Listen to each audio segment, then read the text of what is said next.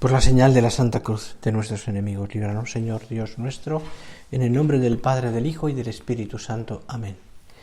Señor mío y Dios mío, creo firmemente que estás aquí, que me ves, que me oyes.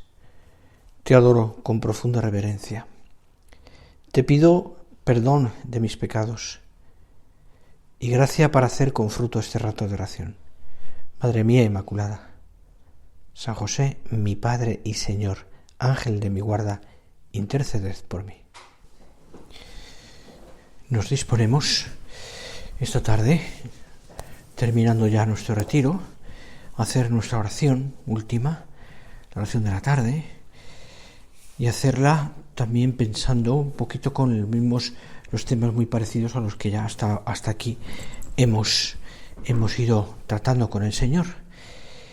Y aquí nos paramos a considerar el primer milagro del Señor, las bodas de Caná, como te decía esta mañana, que era el tema. Y lo hacemos también pensando en el contexto de lo que en ese suceso, de ese suceso nos narra el Evangelio, precisamente porque está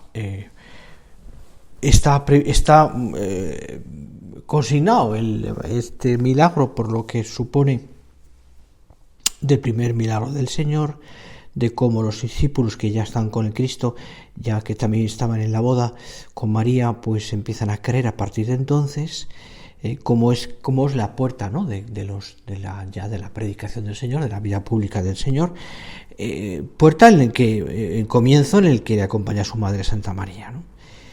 Y que se podría resumir en una frase, en esa frase que dice el Evangelio, que María le dice a los sirvientes de la boda: haced lo que él os diga. Ahí me quiero, aunque saldrá después, pero ya quiero centrar ahí este rato de oración en esa disponibilidad que tenemos que tener también a hacer lo que el Señor nos pida, como nos pide que hagamos la Santísima Virgen. Creo que esto nos lleva de entrada a fomentar en nuestras almas la disposición humilde que permite escuchar siempre la voz de Dios. Y ahí tiene un papel muy importante María Santísima en la vida de los cristianos y nuestra vida de oración también. Es decir, para escuchar hay que hacer oración, hay que querer escuchar al Señor, ¿no?, evidentemente. Sabes que además este hecho, la boda de Caná, es uno de los misterios nuevos, el misterio de luz, que es el comienzo de los signos cuando Cristo transforma el agua en vino, abre el corazón de los discípulos a la fe, y el comienzo de su predicación, muy especialmente gracias a la intervención de María, que es la primera creyente. La primera creyente. Así lo dice el Papa Juan Pablo II cuando introduce estos misterios, ¿no?, y habla de este misterio en concreto. Hemos escuchado en el bautismo del Señor, y hoy lo recordábamos también, la voz del Padre Celestial, que ha resonado en el Valle del Jordán. Nos ha hablado de Jesús como el Mesías, el Hijo de Dios, el Hijo de Dios. Nos ha revelado la misión de Cristo. Nos ha dicho que es a qué ha venido el Señor, a qué ha venido el Señor. Y aquí mi Hijo, muy amado, escuchadle. Pero creo que era también importante que por medio de signos, Jesucristo también era importante porque era un motivo de credibilidad. Jesucristo también, por medio de signos, se revelase, nos hablase, y hablase de su divinidad y de su misión redentora. No, el hombre necesitaba, además de una predicación, además de una serie de discursos y de palabras preciosas, llenas de novedad, por así decirlo también, pero también los hombres necesitábamos ver. El hombre entonces necesitaba comprobar por medio de una serie de cosas, y en este caso milagros, que la divinidad de Jesucristo, ¿no? Los milagros llevados a cabo por nuestro Señor Jesucristo son obras divinas que inducen al espíritu humano a conocer a Dios a través de lo visible. Y esto en la vida de los hombres siempre se ha dado, es decir, la vida de la Iglesia evidentemente no es lo más importante, pero sí que es necesario. es necesario. Por eso el misterio, el milagro por antonomasia es la resurrección del Señor, porque es el motivo por el cual realmente creemos, ¿no? Es decir, la resurrección de Cristo es como Cristo ha vencido a la muerte, como Dios ha vencido, Cristo Dios ha vencido a la muerte y nos ha hecho también a nosotros partícipes de esa redención y por tanto también partícipes de esa resurrección. Bien, pues son signos, prodigios, ¿no? Es decir, que y tratamos de contemplarlos y de entender el significado de esos signos. Por ejemplo, cuando el Señor, por ejemplo, pensad, ¿no? Pues los que hay tantos milagros, pero el Señor da la vista a un ciego. Pues nos hace comprender, es decir, es un milagro, es una cosa muy concreta, muy, la pueden decir, es algo espectacular, ¿no? Para muchos, para el mismo ciego, es algo que le cambia la vida.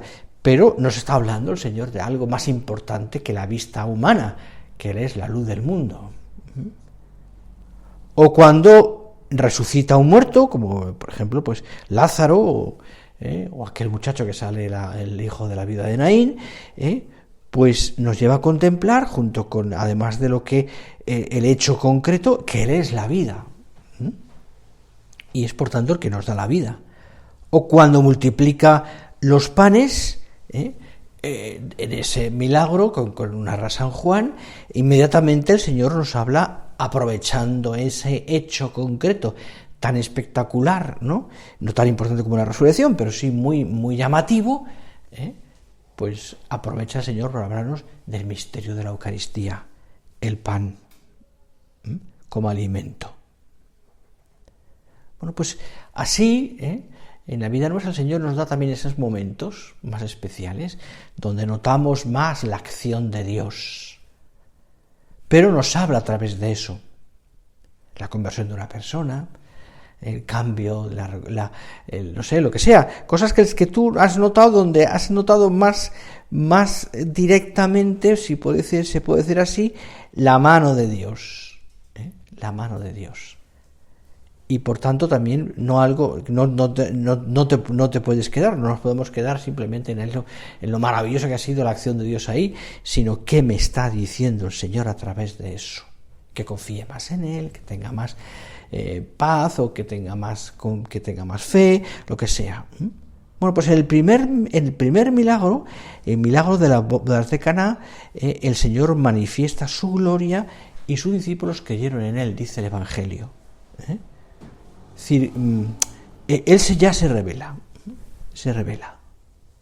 Como sabes muy bien, tiene lugar en un banquete de boda. Se puede pensar que es un detalle sin importancia, pero para un banquete de boda, desde luego, si falta el vino es un desastre.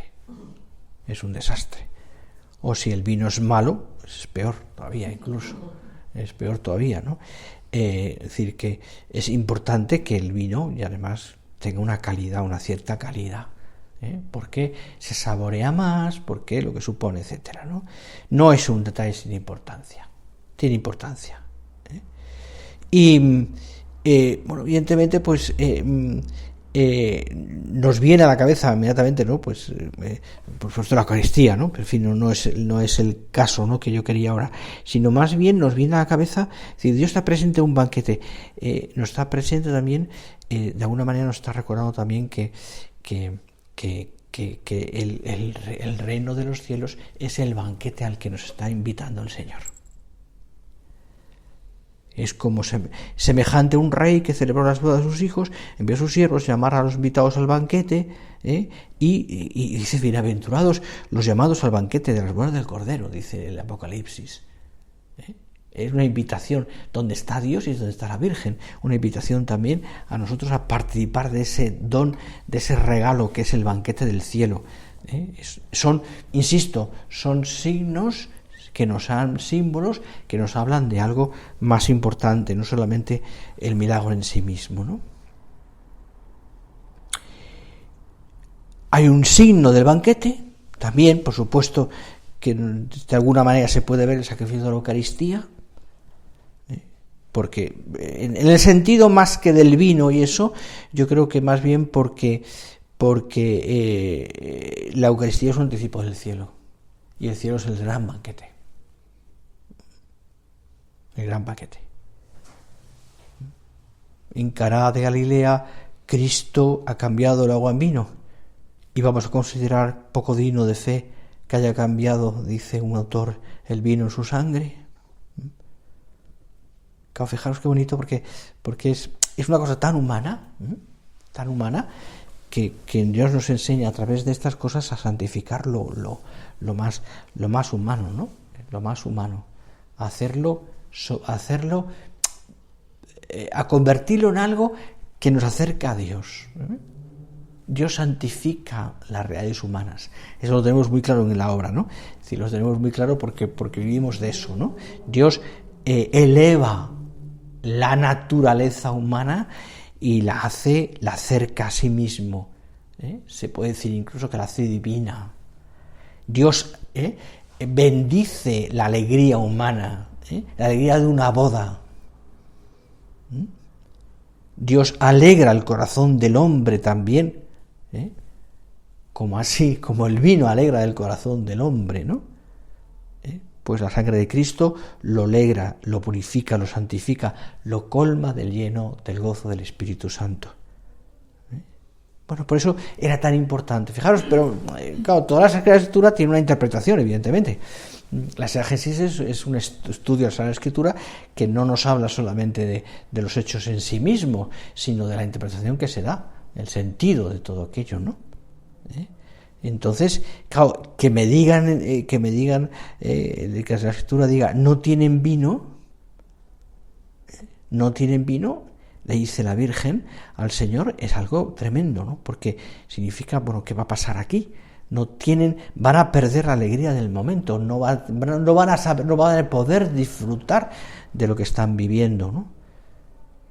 Y el Señor le dice, todavía no ha llegado mi hora.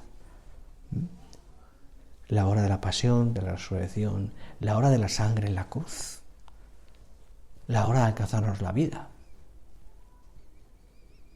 De alguna manera dice el catecismo que el agua convertida en vino anuncia ya, dice el catecismo de la Iglesia Católica, la hora de la glorificación de Jesús y manifiesta también, dice, el cumplimiento del banquete de la boda del reino del Padre, donde los fieles beberán el vino nuevo convertido en la sangre de Cristo.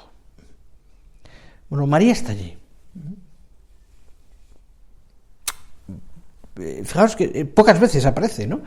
María, toda la infancia del Señor, por supuesto, pero después de esto, o después pues los 12 años, y después, pues poquitas veces, ¿no? Ya hasta la cruz. Pero María está presente. Quizás porque el Señor quería que la viéramos también, que entendiéramos a través de las palabras de María, que aquí también produce un par de frases, que la viéramos como intercesora. Así tenéis que dirigiros a María, porque ella tiene esa intercesora, es omnipotencia suplicante, y me pide a mí. No tienen vino, hace lo que os diga. Es escueto, pero es claro. ¿No? En Caná, la madre de Jesús ruega a su hijo por las necesidades de un banquete de bodas, signo de otro banquete, el de las bodas del Cordero, que da su cuerpo y sangre a petición de la Iglesia a su esposa.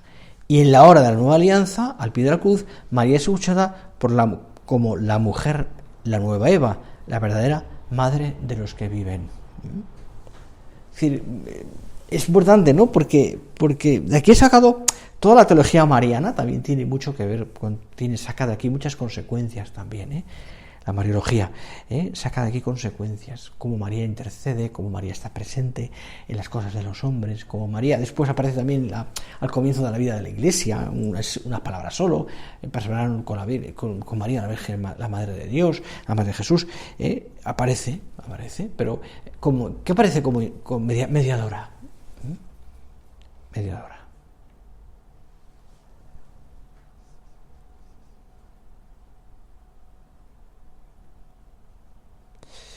Ha llegado la plenitud de los tiempos, Aquellas tinajas de agua, dice el evangelista, eran para la purificación de los judíos. Y aquellos reemplazados por el vino que representa la sangre de Cristo. Sangre, dice, de la nueva alianza y eterna, que será derramada por vosotros y por todos los hombres para el perdón de los pecados. Decimos en la misa, por muchos decimos ahora. En la misa se hace presente, dice nuestro Padre, Jesucristo mismo, sacerdote y víctima, que en su infinito amor por los hombres ha querido quedarse bajo las especies sacramentales de su cuerpo, con su cuerpo, su sangre, su alma y su divinidad, para que nosotros podamos hacerle compañía con los ángeles y recibirlo como alimento del alma en la Sagrada Comunión. Obrad, decía nuestro Padre, en consecuencia y tratádmelo bien. Y tratádmelo bien.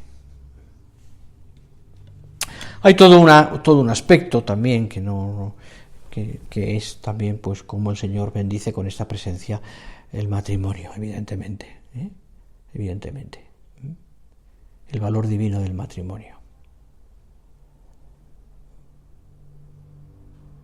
Y claro, es decir, fijaros, Cristo quiere estar presente.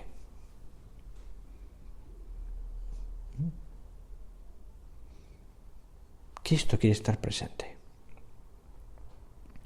Quiere que su presencia bendiga aquello, es decir, que quede para la posteridad y quede en el Evangelio escrito como revelación también, evidentemente que el Señor ha puesto el matrimonio como un camino de santidad, que es una realidad terrena más, que tiene mucha fuerza.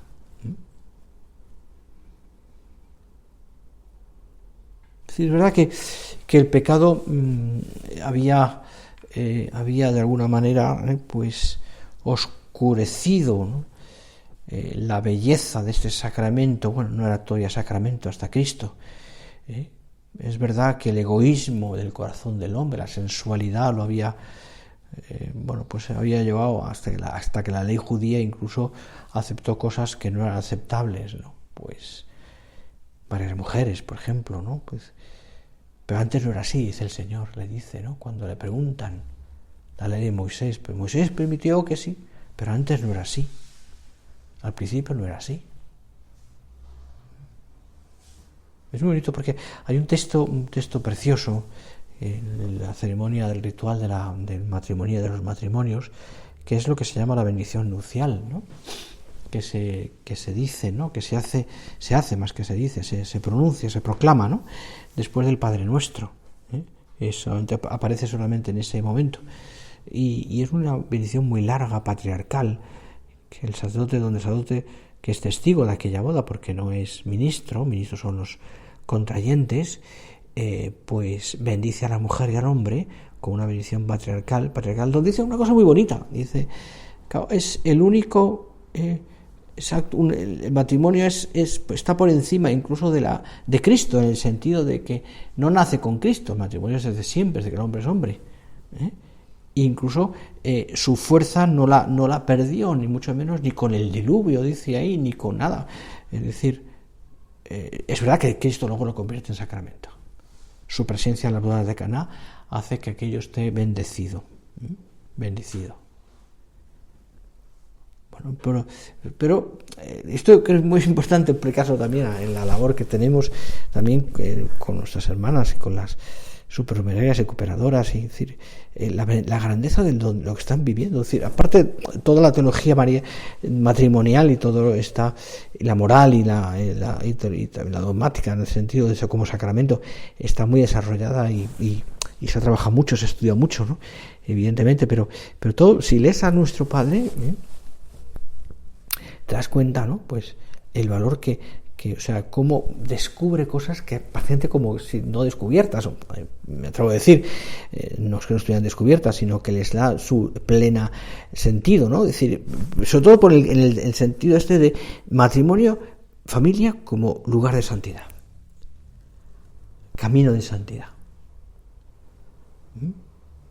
Es decir, si Dios ha elevado la unión conyugal a un sacramento, pues es camino de santidad. Por eso la exigencia a una persona casada pues es la misma que a uno casado. Exigencia para la santidad, ¿no? Y luego la grandeza y la belleza, por otra parte. Yo creo que es importante también que dentro de lo que explicamos y tratamos, hagamos ver también la belleza del sacramento, de lo que significa, ¿no?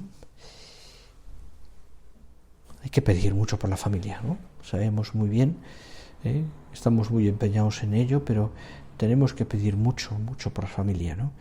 Más cuando estas leyes que hay, que aparecen, que van apareciendo, pues con frecuencia están como socavando los cimientos más importantes de la familia y de la sociedad en el fondo, ¿no? Es decir, movidos por un afán de novedad y sobre todo por una falta de entendimiento realmente de lo que es el hombre, mejor dicho, de lo que es Dios, y como consecuencia de lo que es el hombre, pues se socavan los cimientos más importantes y sobre todo lo que es la familia. Es la familia, ¿no?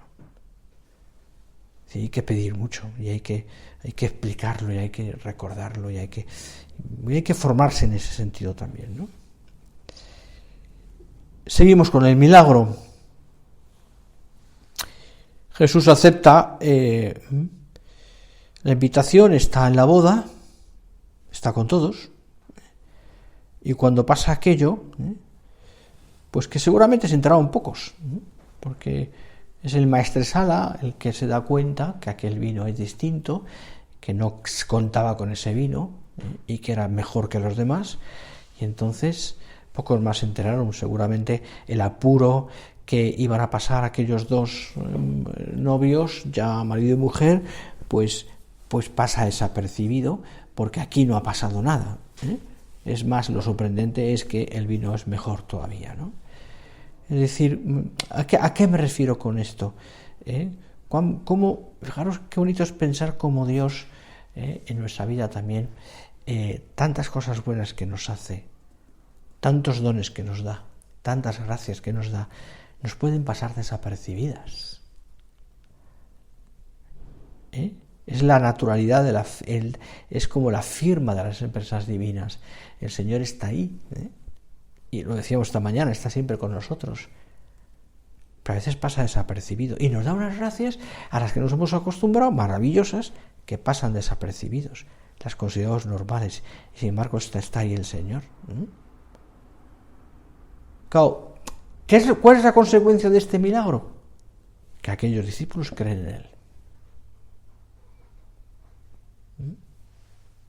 Por supuesto estaban con una buena disposición, pero creen. El primer milagro es un momento crucial en la formación de su fe. A partir de entonces creyeron en Él.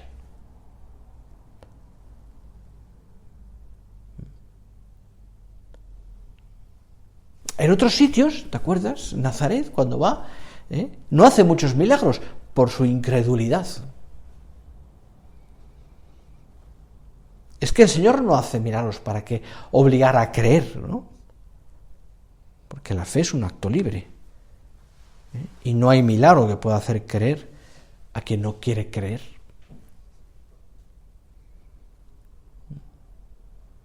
Hay quienes no creen, aquellos que incluso le han conocido antes, porque están de tal modo maleados, pues les podemos echar el vino de las bodas de Caná, aquel que es testimonio de la primer milagro de Jesús, la primera manifestación de la divinidad, y se convertiría, decía nuestro padre, se convertiría en vinagre. El fracaso. Quienes no creen, incluso ante lo sobrenatural, quienes no quieren creer lo divino, lo rechazan. Aquellos discípulos que hoy hemos meditado en ellos, les quedaba mucho camino por delante, ¿verdad? A partir de entonces ellos tienen un largo camino que recorrer. Y han visto ya lo primero. Han convivido, han estado con la Virgen también, eso es importante. La han conocido. Y entonces empiezan escuchar ellos como a través de una pedagogía maravillosa, pues les va enseñando. La pesca milagrosa, que les deja sorprendidísimos, motiva que le sigan. Los milagros que van viendo, por ejemplo, cuando van y no pueden ellos echar el demonio a un endemoniado, y va Cristo y se queja, y dice, estos se echan por la oración, a ellos les deja también conmocionados. La multitud de los panes se quedan asombradísimos, porque ellos son también protagonistas, son los que tienen que repartir aquellos panes que después de la bendición seguían siendo 5 panes y 2 peces, pero ellos tienen que repartirlos a los 5.000, sabiendo y fiándose del Señor de que aquello no se sabe cómo iba a dar de comer a todos.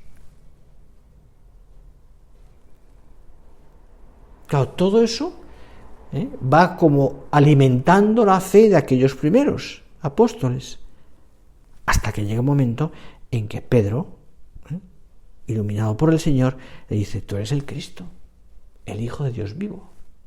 Confirmado después cuando le ven llegar hasta la barca andando sobre las aguas, por ejemplo.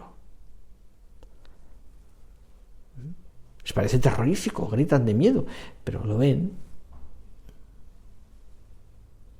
Incluso el Señor les da el poder a ellos en su nombre, y ellos también, cuando van por ahí, de 2 en 2, hacen también milagros.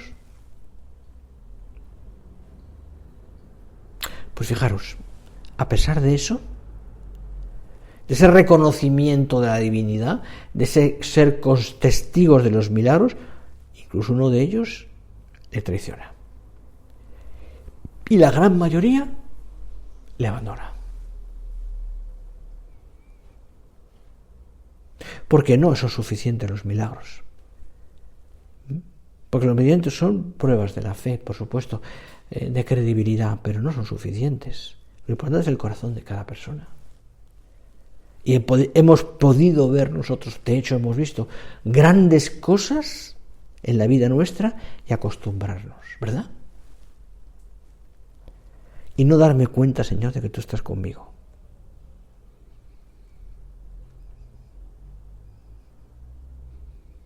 Tomás, el apóstol, le pide al Señor, dice, proclama que él tiene que tocarlo y meter sus manos en la llaga para creer que ha resucitado.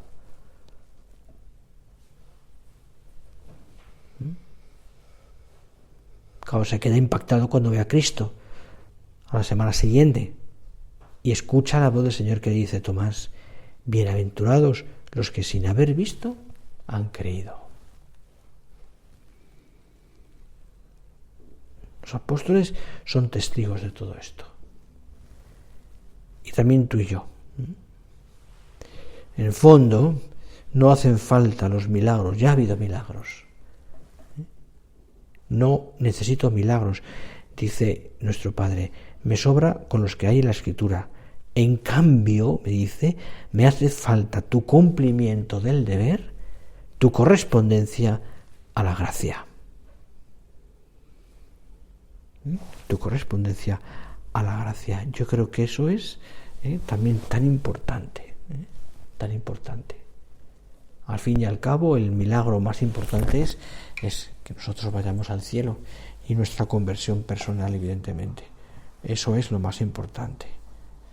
Vamos a pedir al Señor todo esto. Me daban cosas, pero ya no me da tiempo. La meditación en las bodas de Caná y de lo que el Señor nos dice a través de esto, nos ha ayudado a introducirnos en el Evangelio, a ver a los primeros cristianos, primeros discípulos, quiero decir, y a vivir sus vidas, estar con ellos. Nosotros somos también instrumentos, 20 siglos después de todo aquello. El Señor también, a ti y a mí, nos ha dado un camino, una vocación, un fin a seguir, ¿no? Para ganarnos el cielo. Bueno, pues también a nosotros nos tocará ver cosas maravillosas. De hecho, hemos sido testigos muchas veces de ellas. Nos tocará también hacer muchos actos de fe. Muchos actos de fe. Nos tocará también seguir al Señor a veces por cuestas empinadas, complicadas, difíciles, pero que creamos, que confiemos en el Señor y que confiemos en su Madre Santa María, que escuchemos su voz en nuestro corazón, en nuestra cabeza, hacer lo que nos diga y que hagamos siempre lo que el Señor nos pide.